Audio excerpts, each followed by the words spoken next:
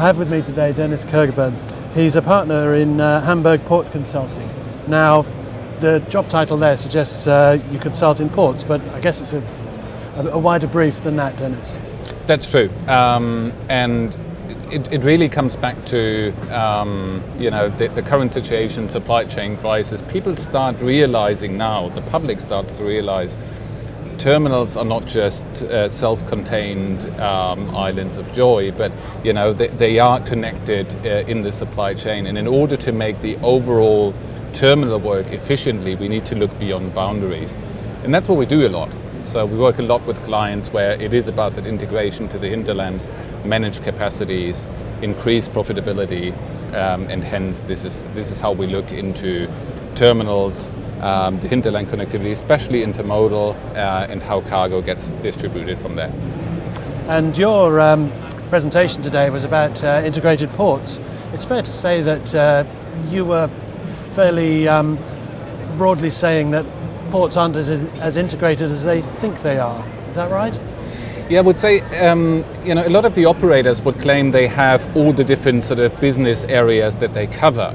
Now, in real terms, the client, when they try to get that integrated service from the operator, what happens in the background of that organization is often that it's distinct divisions who are not as integrated as they should be, and hence they cannot extract the value for themselves from that integration, and hence benefit from it and make a higher margin. But also they sometimes struggle to get that advantage over to the client and provide that seamless service that on paper should actually be there. And you brought to us today two very interesting case studies. One was Port of Charleston, which we would describe as a large port, and the other one was Littleton Port of Christchurch, which you described as a smaller port. Where are the sort of competitive advantages that could be gained in each of those cases? Large ports, small ports? I mean, for the large port example, it was really a huge, massive anchor client, automobile production plant, which obviously in itself generates tens of thousands of units. And with that, you have a base critical volume that immediately creates frequency in the hinterland transportation for others to buy into. And then there's obviously followers, Michelin and others, settling in the same region as the plant. Now, in the smaller setup, it's really about understanding the specific requirements of an integrated supply chain solution. In that example from the dairy sector, to address those specific requirements on a much smaller scale and control more of the movement between consolidation point and terminal, to make it work for both ends. And I guess in the second, in the smaller terminal example, the real gain and benefit for the terminal was deferral of investment in the port, and much rather invest more money in the hinterland, just because development costs are so much less, and overall that obviously boosts productivity as well. So if you come to my port saying I can offer you competitive advantage, I'd be saying great, so I'm going to increase my profits, but what else can you do for me? Well, increasing profits is obviously what we're in the business for, right? But I guess the case is, and especially in the current environment and scenario where it's all about do ships still continue to call my port, especially when I'm a bit smaller?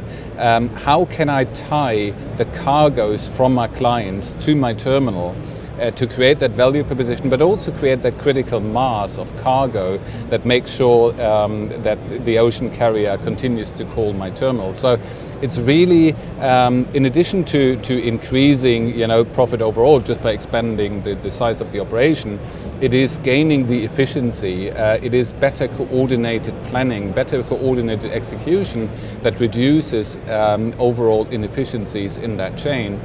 And that ultimately creates a competitive advantage where even if you don't want to increase your margins, on the cost side you'll also be more competitive. So it's those two components. It's it's addressing problems that your clients have, solve that for them, and also obviously there's a commercial side of things. I don't think we should be hiding the fact that we're in the business to make money. And we're here in Rotterdam at TOC Europe 2022. It feels good to be back out in the real world again, doesn't it? It's fantastic. Look, I've had the privilege of traveling quite a bit over the last couple of weeks, and what you really see is each and every person you meet. Not only have they made a deliberate decision to come here, but they've really been looking forward to an event such as this to connect to clients. It's old friends sort of seeing each other again after 2 years. The awkward situation. Some people ask, "Do you shake hands?" That's what has changed from the past, but it is really that direct interaction where we as humans have become used to Teams meetings and Zoom meetings. We learned today we don't like it. We like direct interaction, and this is what it's all about. It's great to have everybody from all around the world coming to this place, exchange ideas, and I do believe the efficiency gained through direct interaction is so much more intense than having it virtual. It's just fantastic to be back. It's good that you're part of it as well, Dennis. Thank you very much indeed. Thank you very much.